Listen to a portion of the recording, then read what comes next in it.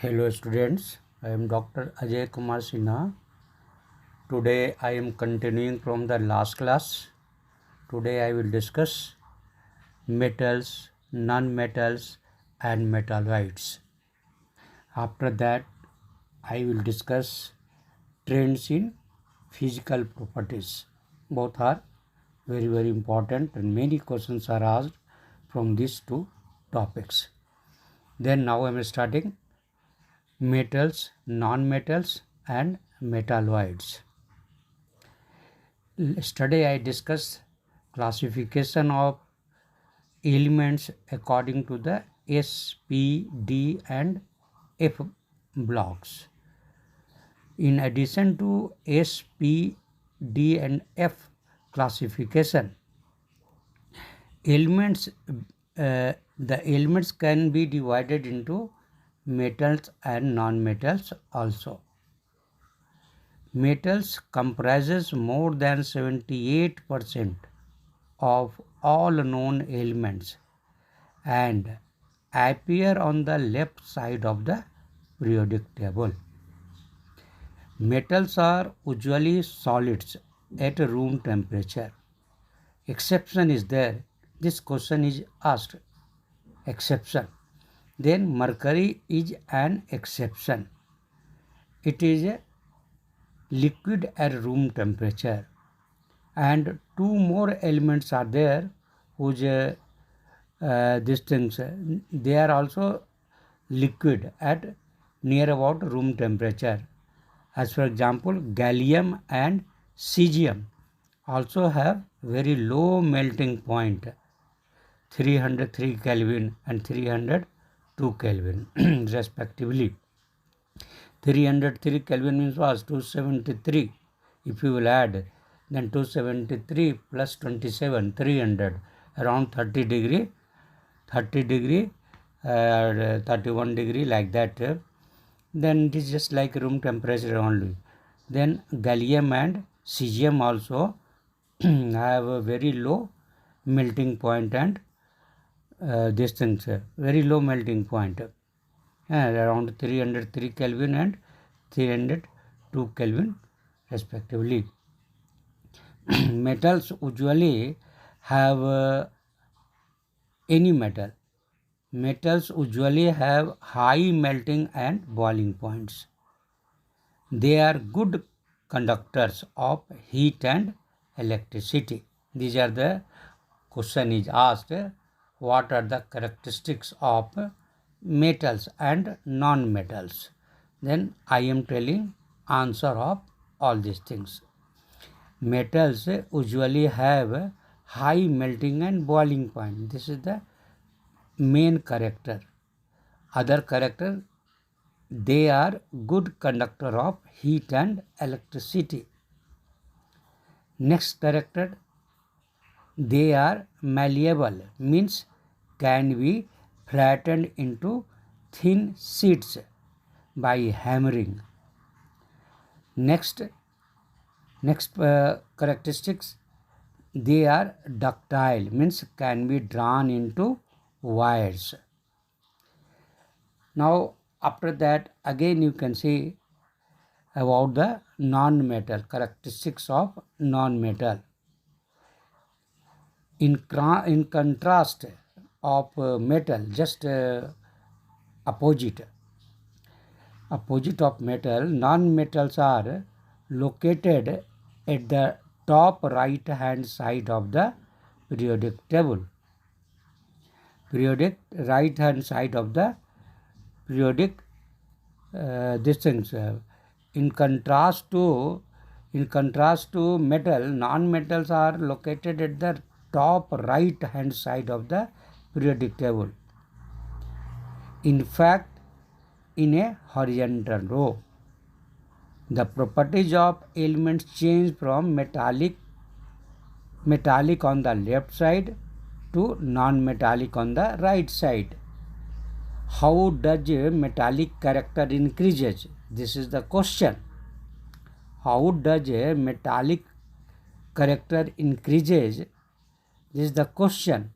Then answer is there that horizontal row. In fact, you can say in a horizontal row, the property of elements change from metallic on the left to the non-metallic on the right side. Means right side metals are non-metallic. Next properties of non-metals. Non-metals are usually solids or gases, not the liquid. Solids or gases at room temperature with low melting and boiling points. Both are low. Melting point and boiling point both are low. And what are the exceptions? Again question is asked. Exception. This boron and carbon are in exception. Boron and carbons are exception. I told you generally they exist in solid or gases at room temperature with low melting and boiling points. This boron and carbons are exceptional. Other properties I am telling you, other characteristics of non-metal. They are poor conductor of heat and electricity. Heat and electricity can't pass through them. They are poor conductors of heat and electricity. Next characteristics of non-metal. Most non-metallic solids are brittle and are neither malleable nor ductile. This quality is only with metals, not with non-metals. The elements become more metallic. Now I am telling you next question about the metallic character. Metallic character increases in group. How? That I am going to tell. In group, now I am going to tell metallic character.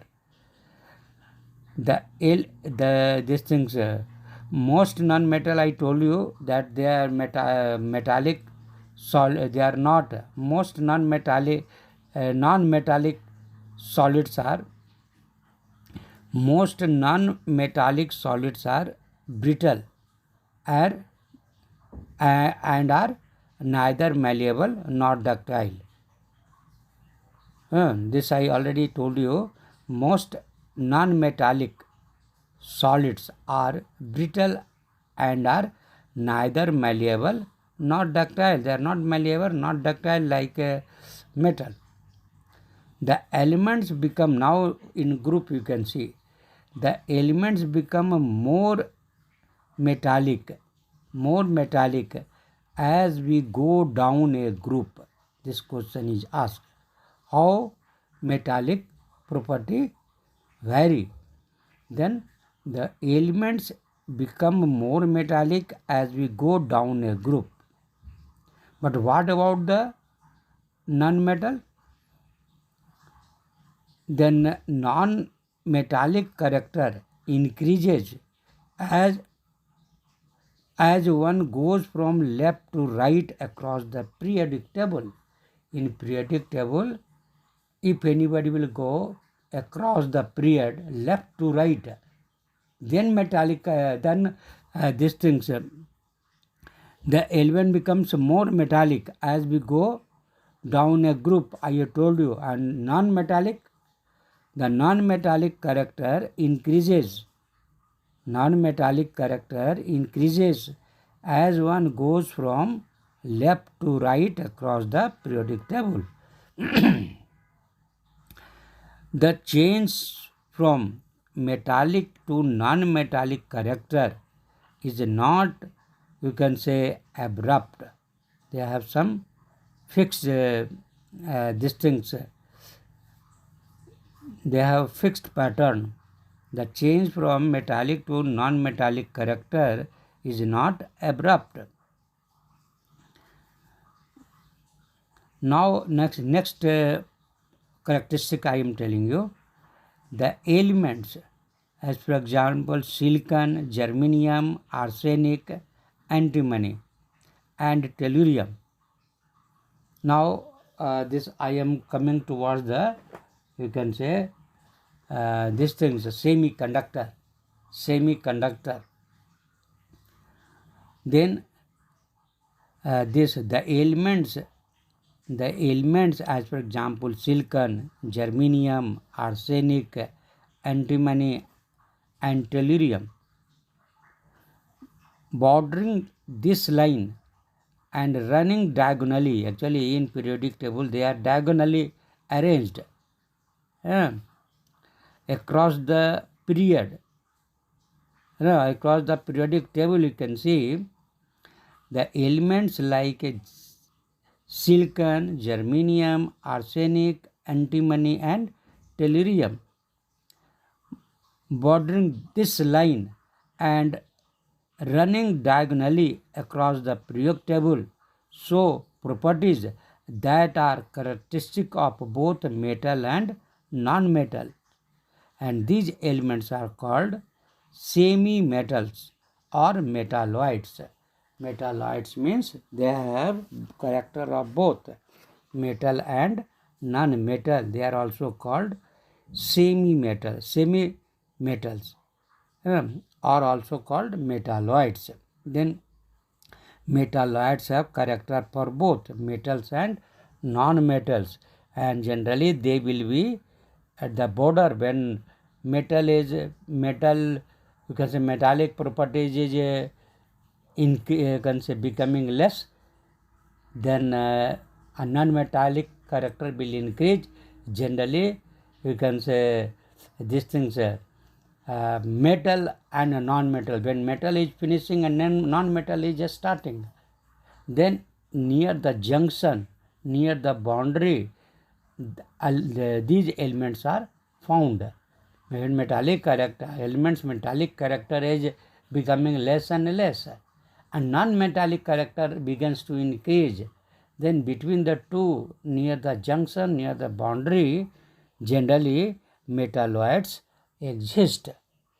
Now I am going to just one question again, that is important question I am discussing. Just question is asked in examination also. I am telling the question. Considering the atomic number and position in the periodic table, arrange the following elements in the increasing order of metallic character. What are the metal they have given in question? Silicon, beryllium, magnesium, sodium, phosphorus. 1, 2, 3, 4, 5. 5 they have given silicon, beryllium, magnesium, sodium, phosphorus. Now question is that considering the atomic number and position in the periodic table, atomic number and position in the periodic table you have to consider, and then you arrange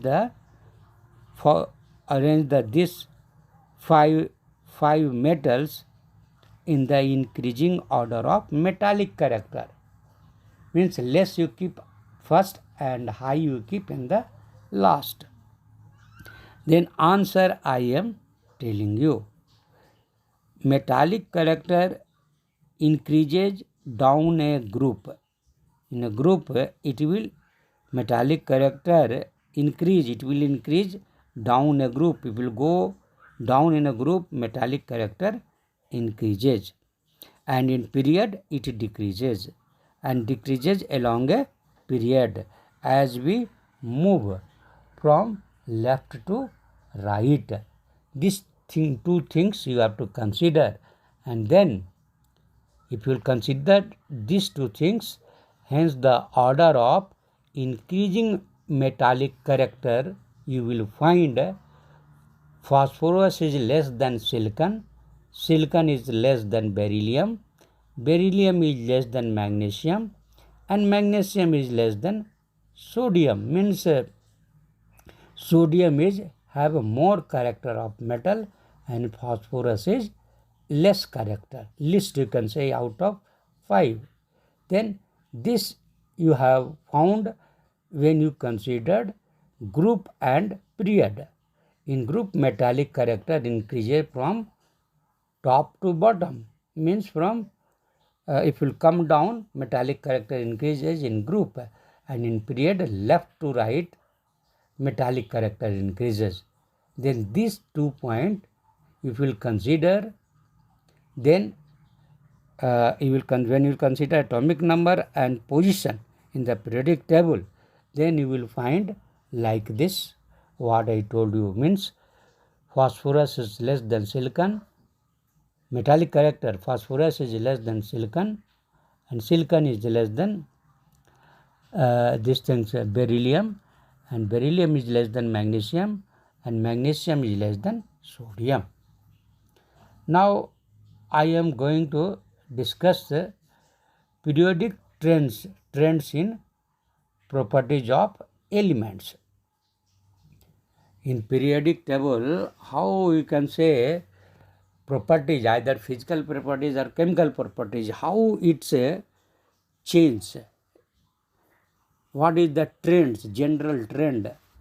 Then general trend I am going to discuss. Okay. Periodic trends in properties of elements. Now, this is the general trend I am telling you, general trend. Just I am starting. Actually, there are physical properties and chemical properties. Then today I am going to discuss physical properties. Then physical properties, I will try to see this what I told you. At least today in this physical properties many are there. Then many means what? Atomic radius is there, and after that second is ionic radius, atomic radius. Second is ionic radius. Third is ionization enthalpy. Then up to I will discuss these three I will discuss. Okay, and because it is more, then after that next class I will discuss electron gain enthalpy and electronegativity, because this will take time. Then now I am going to discuss trends in properties of elements. Actually, these are oriented. There are many observable patterns in the physical and chemical properties of elements as we descend in a group or across a period in the periodic table. Many trends are there. Many observable patterns in the physical and chemical properties of elements as we descend in a group or move across a period in the periodic table. As for example, within a period, horizontally arranged element, all are coming under the period, don't forget. For example, within a period, chemical reactivity tends to be a high. Correct? Within a period, chemical reactivity tends to be high in group 1 metals.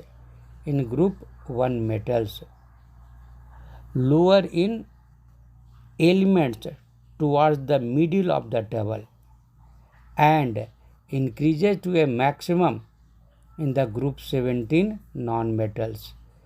Means in a period, we see the period, then you start from the group 1 and go to the right side toward the distance 17. Horizontally you see in a period. In that way you will find that chemical reactivity tends to be high. In the beginning it will be more reactive. In the beginning, in a group of 1 metal, means S1 and S2, group 1 and group 2, and after that in the middle it will be lower in elements toward the middle of the table, and again it increases to a maximum in the group 17 non-metals, and after that it is a you can say not reactive noble gases. Correct? Means first S S group, yeah, S group S1 S2, their metals will be reactive in period I am talking about, and then in the middle it will be less, and again it will increase, you can say up to 17. Up to middle it will be less reactive, and after that it will be more reactive up to the group 17 non-metals. Likewise within a group, now period I told you, likewise within a group, now you think for the group down vertical line. Likewise within a group of representative metals, particularly I am talking about S orbital, S1 and S2, S orbital, that is called alkali metal, S1, alkali metal. Reactivity increases on moving down the group.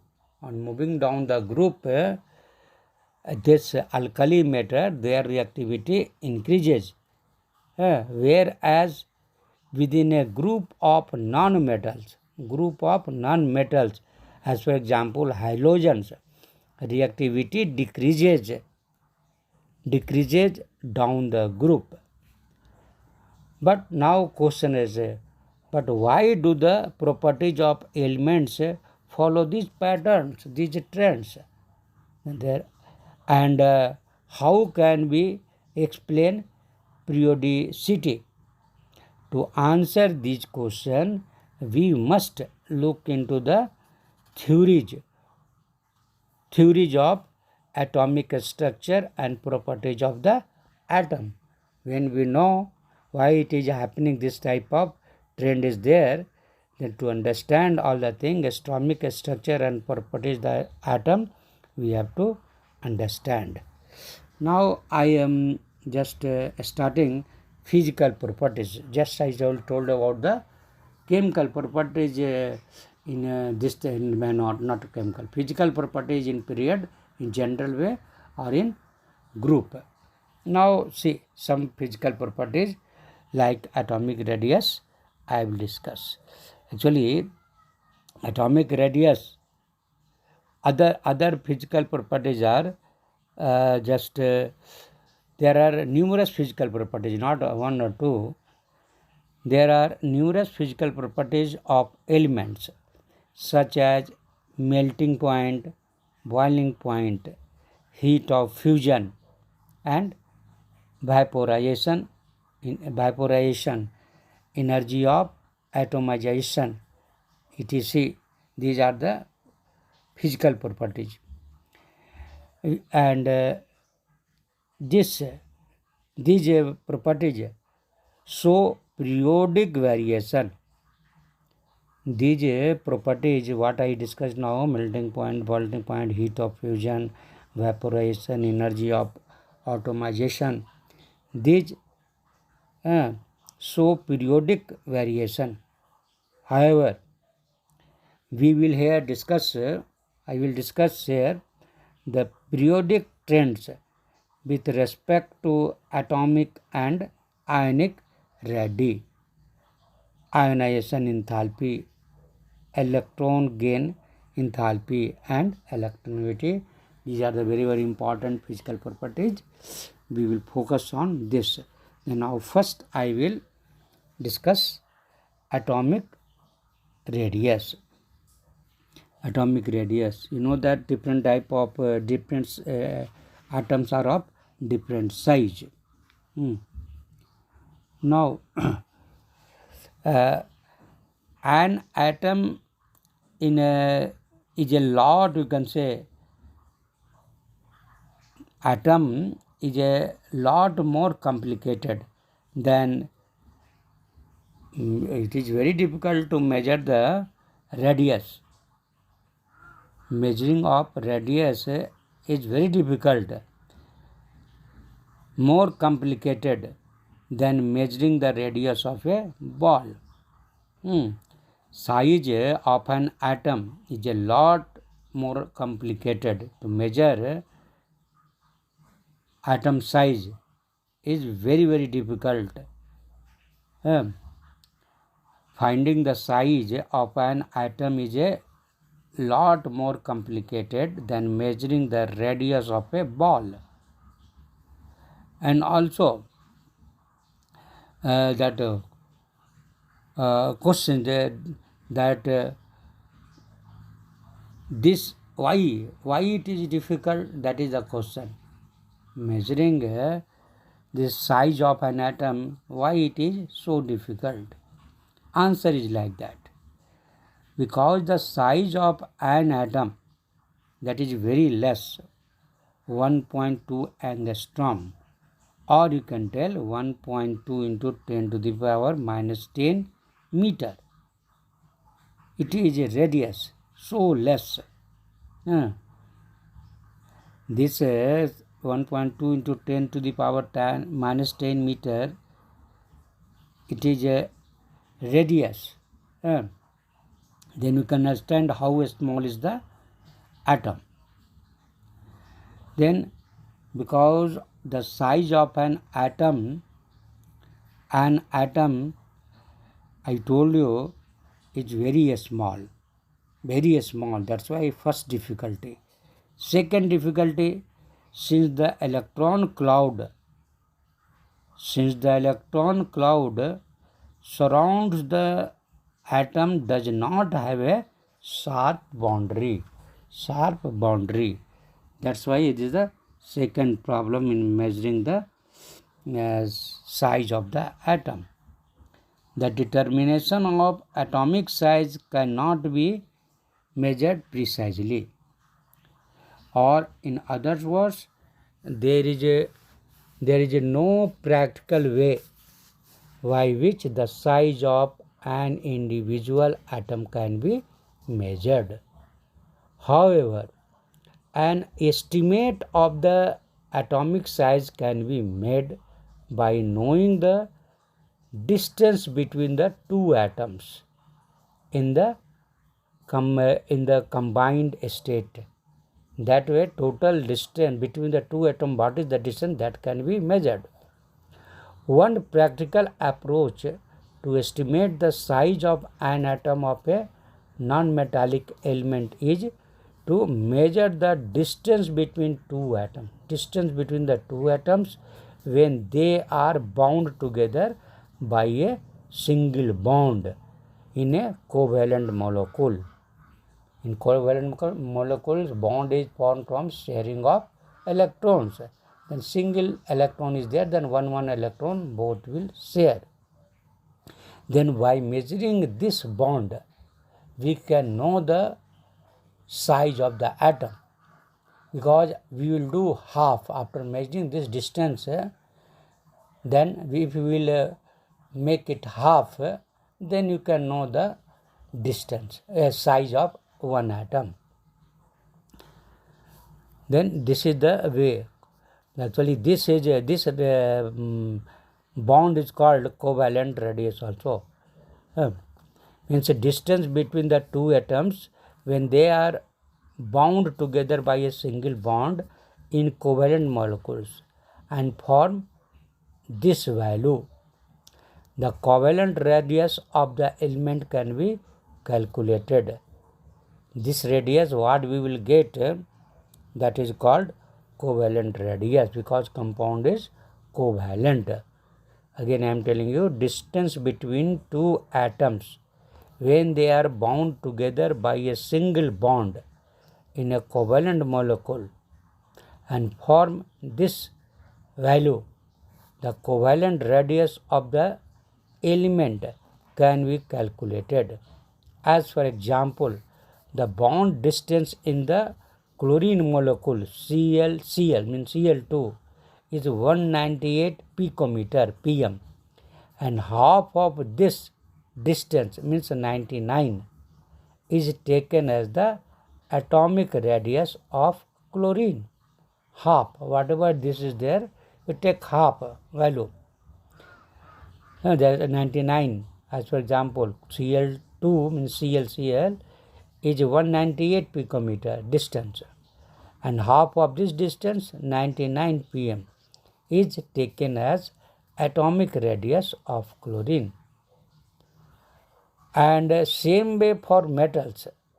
For metals, we define the term metallic radius. Here we are telling covalent radius.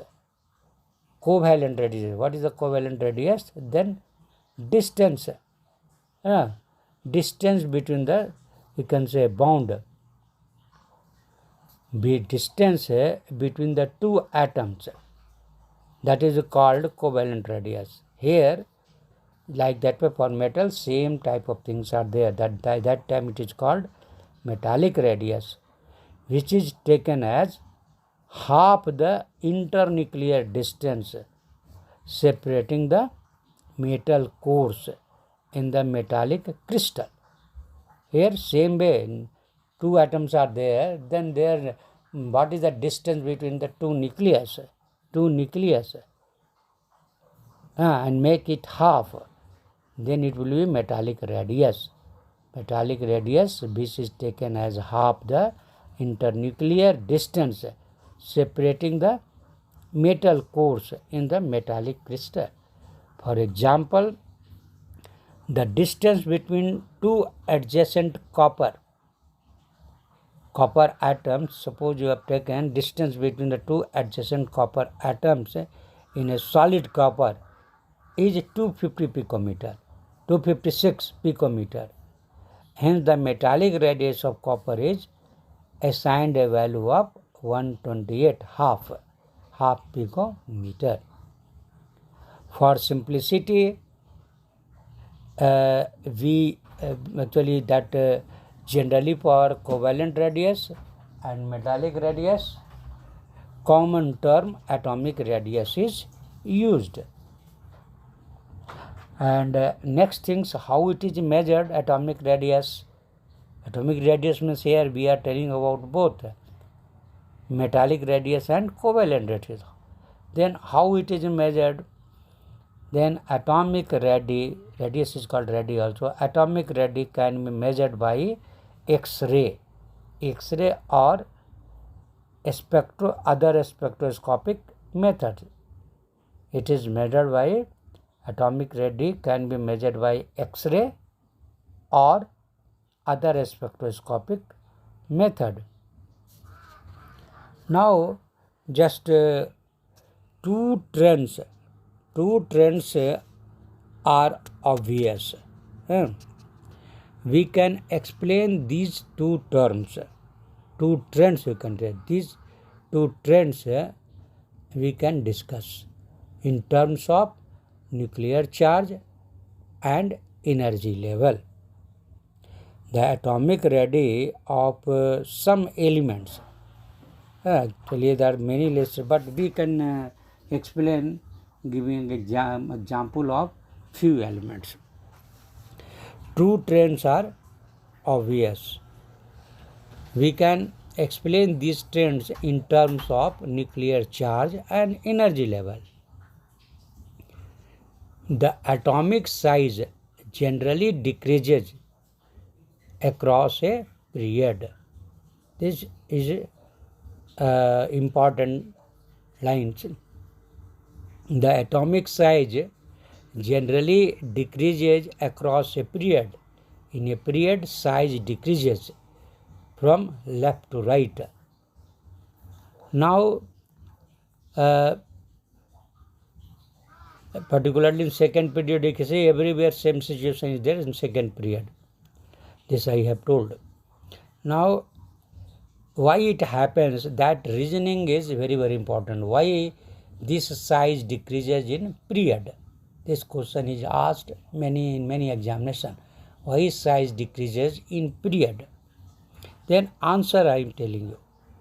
It is because within the period, the outer electrons are in the same valence shell and the effective nuclear charge increases as atomic number increases, resulting in the increased attraction of electrons to the nucleus.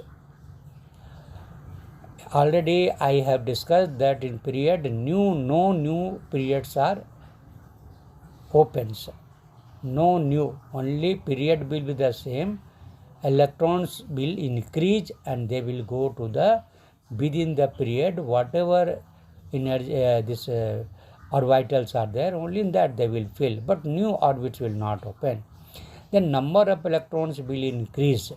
When number of electrons will increase, as will go from left to right, then nuclear charge will increase. Means positive charge on the nucleus will increase. Then they will attract the electrons. Outermost electron will be attracted by nucleus. That's why size will decrease. This I have told you that this size will decrease because as the number of electrons increases, and that happened due to the attraction of electrons, attraction of electrons to the nucleus. Within a family, now we come to the, I told about the period, now come to the distance, vertical line, that is the group. In a group what happened? Within a family or a vertical column of the periodic table, the atomic radius increases regularly. In a group, it increases with atomic number. Why increases in a group? Why atomic radius increases? This is a question. In period, it was decreasing from left to right, but in group it is increasing. Why? Then I told you, in a group, you will go to the higher you can say higher group, down, towards down.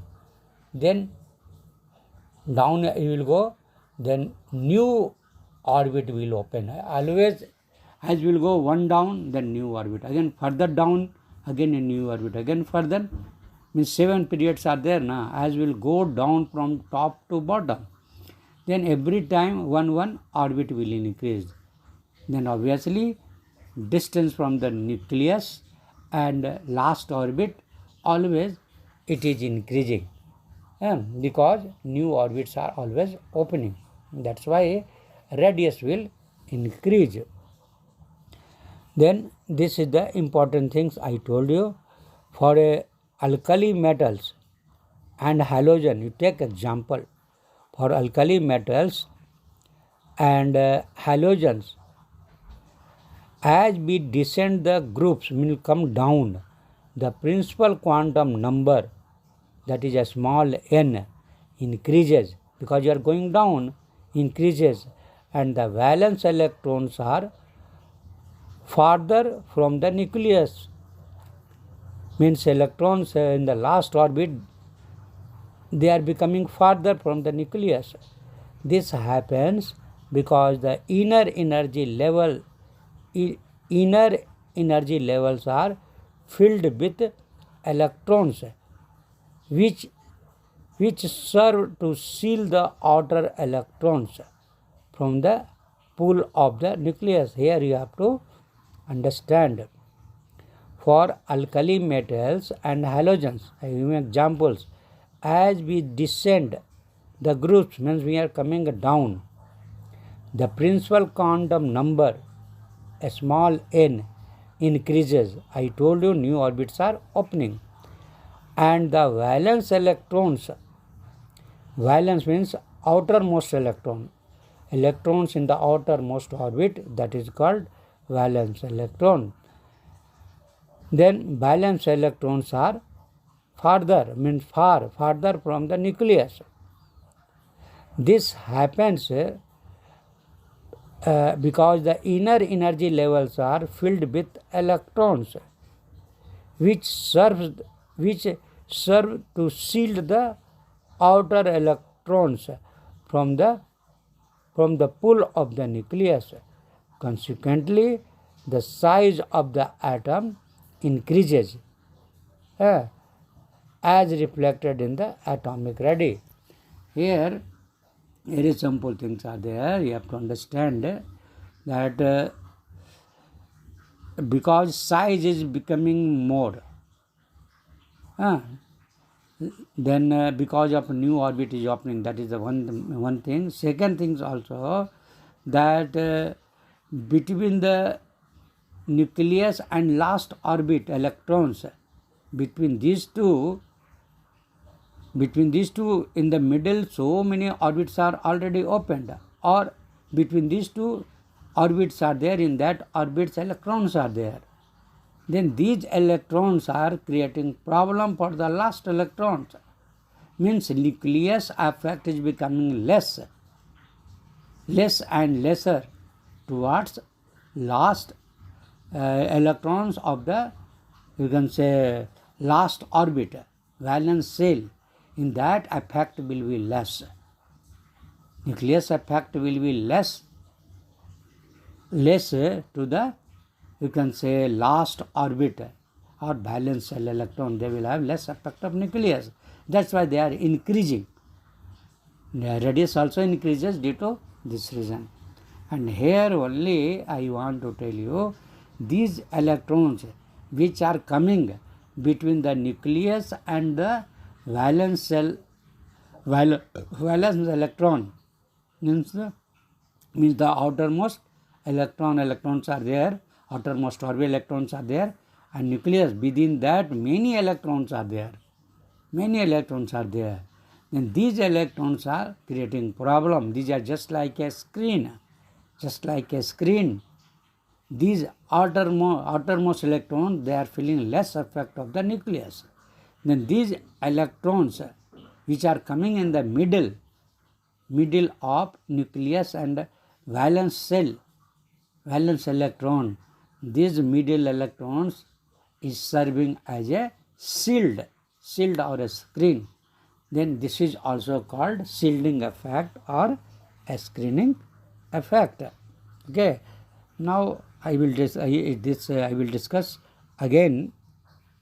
Then now, because outermost orbit electron have less effect of nucleus, that's why size is increasing. They feel free. They feel somewhat freedom. Not 100%, but the effect is little less. Okay. Now I am going to discuss these things. Ionic radius. This I was telling about the these things, atomic radius. Now you should have ionic radius. Both are different, but finally it is called atomic radius. Together, atomic radius and ionic radius, not covalent radius and ionic radius. Covalent radius and metallic radius is called atomic radius. Covalent radius and metallic radius are called atomic radius. Now I am going to tell ionic radius. What is the ionic radius? By name it is clear. It is related to the ion. Now just to listen, already I have given hint about the ionic radius. Removal of an electron from an atom results in the formation of a cation. By loss of electron, cation is forms positive charge is given. Whereas gain of an electron leads to an anion. Anion means negative charge. The ionic radius can be estimated by measuring the distance between cation and anion in ionic crystal. A cation is smaller than its parent atom. This question is asked. Why cation is smaller than its parent atom, because it has a fewer elements, while its nuclear charge remains the same. This is the correct answer. A cation is a smaller than its parent atom because it has fewer electrons, while its nuclear charge remains the same. Because from the again other reason, that because from the outermost orbit electron is removed, the number of electron will decrease, but charge will be the same on nucleus, positive charge. That's why you can say they will attract the electrons and size will decrease. The size of an ion will be larger. The size of an ion will be larger than that of the parent atom, because the addition of one or more electrons would result in increased repulsion among the electrons. Because if they will attract electrons from the other element, then their number of electrons will increase. Then number of electrons will increase and electrons are negative charge. Then in the same charge repulsion takes place. That's why repulsion among the electrons takes place, and a decrease in effective nuclear charge. Decrease in effective nuclear charge, because if repulsion is there, then they want to make distance from each other, then size will increase. They want to make distance from each other. That's why size will increase.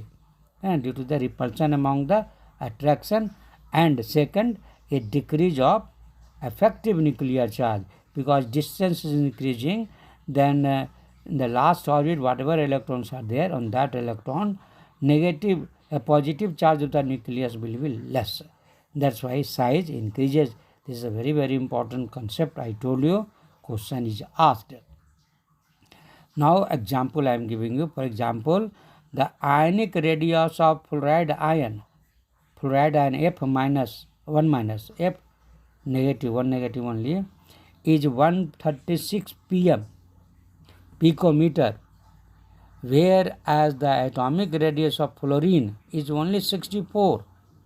Fluorine atom has 64 picometer pm, but its fluoride ion is 136. See, it became more. On the other hand, the atomic radius of sodium is 186. Come to the metal. This I told you about the fluorine is non-metal. Now for metal what will happen? Example is sodium. On the other hand, the atomic radius of sodium is 186 picometer compared to the ionic radius of 95 pm for sodium Na+, because from the sodium atom, neutral sodium atom, when electron will go, then sometimes as for example, particularly in case of sodium, outermost orbit one electron is there. If electron is not there, then that orbit will be not there. Then obviously size will decrease. And other way you can understand, electron gone, then number of electron become less, but nucleus has same positive charge, and they will attract more. That's why in cation size decreases. Then I have given one more example for both. Now further you can see, when we find some atoms and ions which contain the same number of electrons. Now question is asked, what is the isoelectronic species?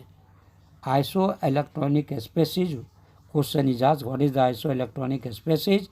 That I am going to tell the answer. Some atoms and ions which contain the same number of electrons, that is called isoelectronic species. Example I am giving you, keep the example in mind, because generally these questions are asked direct this question only. Then example is oxygen 2 minus. fluorine 1 minus, sodium 1 plus, and magnesium 2 plus have the same number of electrons, that is the 10. You count it. Oxygen is 8, but now it has 2 minus, then 8 plus 2 means 2 electrons they have accepted, taken from the outside, other electron. Then now 8 plus 2, 10. Fluorine has 9 atomic number, but 1 electron taken, it became 10. Sodium has 11 atomic number, 1 electron lost, then it became 10. Magnesium 12 atomic number, 2 has a loss, then now 10. Then these all 4 has same number of electrons. That's why they are called, these 4 are called isoelectronic species. Then isoelectronic species means same number of species which have same number of electrons. Okay. Now come about their radius. Their radius would be different. Their radius would be different because of their different nuclear charge. On nucleus, positive charge will be different. That's why their radius would be different because of their different nuclear charge. The cation with the greater positive charge, the cation with the greater positive charge will have a smaller radius because of the greater attraction of the electrons to the nucleus. An ion with the greater negative charge will have the larger radius. In this case, the net repulsion, in this case I am talking about the anion, in this case the net repulsion of the electron with this repulsion of the electrons will outweigh the nuclear charge, means repulsion will be more than attraction by nucleus. Then this repulsion of the electrons will outweigh the nuclear charge and the ion will expand in size. Now I will come to the next you can say physical properties, that is the ionization energy, that is nowadays it is called ionization enthalpy. Just try to understand, this is very important concept. A quantitative measure of the tendency of an element to lose electron is given by its ionization energy or ionization enthalpy. It represents the energy required to remove an electron from an isolated gaseous atom. As for example, X you can consider in its ground state. When elements are in ground state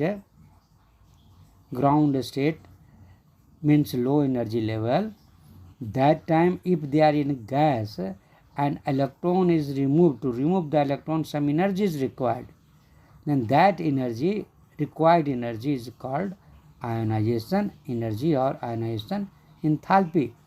Then from the outermost orbit, electron is removed only from the outermost orbit. Then in outermost orbit maybe 1 electron, 2 electron, 3 electron, like that way. Then energy required to remove 1 electron is called first ionization energy. Then if you want to remove second electron, then now more energy is required, more energy. Then second ionization energy, it is called second ionization energy. And if third you want to remove, then that energy will be further more. That is third ionization energy. Means from the neutral atom you have removed 1. Then now it became X plus, means 1 electron removed. Now from this X plus again you want to remove another electron. Then now X become X plus plus and 1 more electron removed. then its energy will be more. Now suppose you want to remove one more electron, then this will become x3 plus, x plus plus plus. Then now this time its energy will be more, correct? Then this is called first ionization energy, second ionization energy, and third ionization energy. First ionization energy is less than second, and second is less than third. The first ionization energy of the elements having atomic number distinction, generally up to 60 we are studying generally ionization enthalpies of the elements. Then now one more thing you understand here, that in the same way I told you that the first, second and third will be the more, third ionization energy will be more higher than the second one, and so on. The term ionization enthalpy is taken as the first ionization enthalpy. This you have to understand.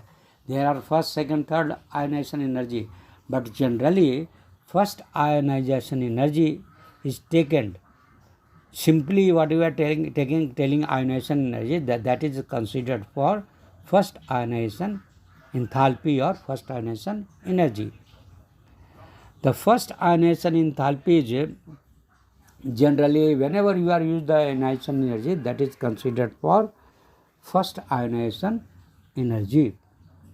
And now again I am telling you maximum and minimum ionization energy. Maximum, who have maximum ionization energy and which element have minimum ionization energy, then that I am telling you. Maximum energy ionization enthalpy or energy, both are same. Maximum you can say ionization enthalpy will be for the noble gases which have closed electron shells, because they are stable and it is difficult to remove electrons from outermost for the noble gases. That's why they have maximum ionization energy or enthalpy. Now for the distance minimum, which elements can say elements will have minimum. On the other hand, minimum ionization energy occur at the alkali metals. Alkali metals have minimum, you can say minimum ionization energy. Why minimum? Minimum occurs, means minimum also you can tell, minimum occurs at the alkali metals, and their low ionization energy enthalpy can be correlated with their high reactivity, because energy can be for the group group 1 means group 1 alkali and alkali, particularly alkali metal.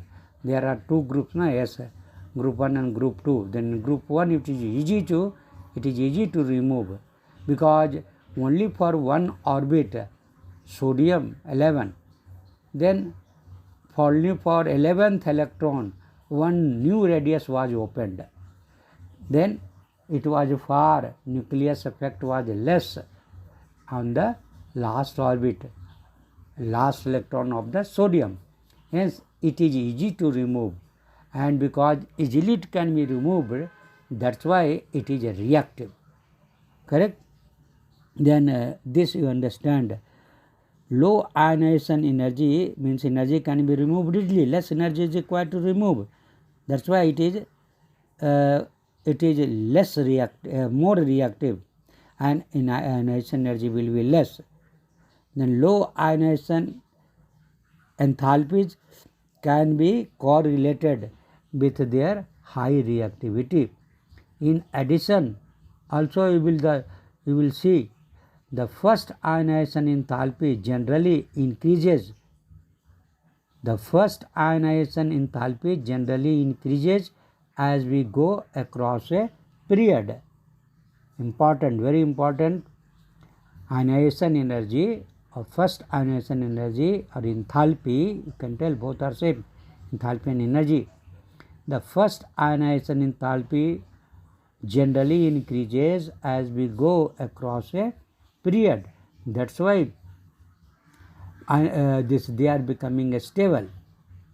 First ionization enthalpy generally increases as we go across a period and decreases as we descend in a group, means it will go down. These trends are actually everywhere in periodic table you will find. Now this elements of the second period and the first period of the periodic table, particularly this trend you will find. Okay, that in a periodic way also and down also. Down also, what I told you, in period this ionization energy will increase and down it will decrease. Now again I want to discuss new things. Ionization enthalpies and atomic radius are closely related. Both properties are closely related. Ionization enthalpy and atomic radius both are closely related. Both are closely related properties. To understand these trends, we have to consider two factors. What are the two factors? Then first factor, the attraction of electron towards the nucleus, and second, the repulsion of electrons from each other. Correct? These two factors we have to understand. How both are atomic radius are closely related, or atomic radius and ionization energy both are related, closely related. How? Then to understand these things, these two things you have to understand. First, attraction of electrons towards the nucleus, and second, the repulsion of electrons from each other. Now next things only in that, the effective nuclear charge experienced by a valence electron in an atom will be less than the actual charge. There are two terms, actual and effective nuclear charge or actual nuclear charge. Then effective nuclear charge will be less than the actual charge of the nucleus. Why effective charge is less than actual charge? That answer I am telling you. Because of shielding or a screening of the valence electron from the nucleus by intervening core electrons. This is very, very important. Why that effective charge is less than nuclear charge? This is because of shielding or a screening of the valence electrons from the nucleus by intervening core electrons. Already I have told you that between the nucleus and outermost electron, many electrons will be there. That is called intervening electrons, core electrons, intervening core electrons. Just like simple example I am telling you, that you went to watch some program, then on a stage actors are doing acting and you are in the last, and in the middle some people are standing, then you can't see the stage what actors are doing. Same situation is here. that electrons, last electrons have less effect on the nucleus. Means nucleus has less effect on the outermost electron, and outermost electron are also gets less effect from the nucleus. Then this effect, due to this, in the middle so many electrons are there, that is called intervening core electrons. Then this due to this intervening core electrons, this shielding effect or screening effect arises. This I have told you. Example I am telling you. For example, the 2s electron in lithium has 4 electron, 1s square, 2s square, 4 electrons. Then this 2s electron in lithium is shielded from the nucleus by the inner core of 1s electron. First in 1s, then 2s. Then before the 2s, 1 is there, 1s is there. Then 2s electrons in the lithium is shielded from the nucleus by the inner core of 1s electron. As a result, the valence electron experience a net positive charge which is less than the actual charge of the +3. Actually, that's total 4 electrons are there. Now lithium is +3, 3 electrons. Beryllium has 4. Lithium has 3 electrons. Then maximum 3 positive charge, Le +3 is possible. But now 1s square, 2s1 is there. Then S1, 2s1 has a less effect of the nucleus. Correct? Then this I told you, as a result, the valence electron experience a net positive charge, which is less than the actual charge of the +3. +3 was there on nucleus, +3 charge is there. But due to this due to the middle electron, now they are feeling less positive charge. Okay. Then net positive charge, which is less than the actual charge of the +3. In general, you can understand shielding is effective when the orbital in the inner cells are completely filled. And this in general is a general character is like that. In general, you can tell shielding is effective when the orbitals in the inner cells are completely filled. This situation occurs in the case of alkali metals, which have single outermost ns electron preceded by a noble gas electronic configuration. Okay. Now further you see, this is a very important concept and you should know in details. When we move from lithium to fluorine in a period, across the second period, successive electrons are added to orbitals in the same principal quantum level, and the shielding of the nuclear charge by the inner core of the electrons does not increases very much to compensate for the increased attraction of the electrons to the nucleus. Here in the period I told you, as the electrons will go, then the last orbit, in the last orbit all electrons will go in the last orbit only, no new orbit is opened. Then positive charge on the nucleus will increase. You know that as the number of electron will increase, positive charge will also increase. Then positive charge increases. Positive charge on the nucleus increases, but electrons are in the same orbit. Then they will attract them. That's why size decreases. Correct? Then this I told you about the why in a period size will be less. Now across this I told across the period. Thus across a period increasing nuclear charge outweighs, means nuclear charge will increase, outweighs the shielding. Shielding effect will be less. Shielding effect will be less, and this positive charge on the nucleus that will be more.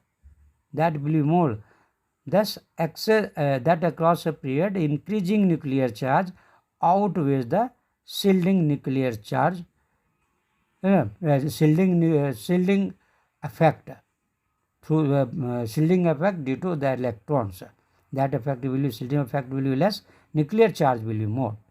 Consequently, the outermost electrons are held more and more tightly, and the ionization enthalpy increases because they are tightly bonded. Hence, it will require more energy to remove electrons from the outermost orbit across a period. Correct? Then this reasoning I have told you why ionization energy increases in a period. As we go down a group, then what will happen? This I told about when we will go from left to right in a period. But what will happen as we go down in a group? Here what will happen? I am telling you, as we go down a group, the outermost electron being increasing farther from the nucleus, there is an increased shielding of the nuclear charge by electrons in the inner levels. Now reverse case. In this case, increase of shielding outweighs. Now shielding effect is more than nucleus positive charge. In this case, increase in shielding outweighs the increase of nuclear charge, and the removal of the outermost electron requires less energy down a group, because here positive charge is not can say more.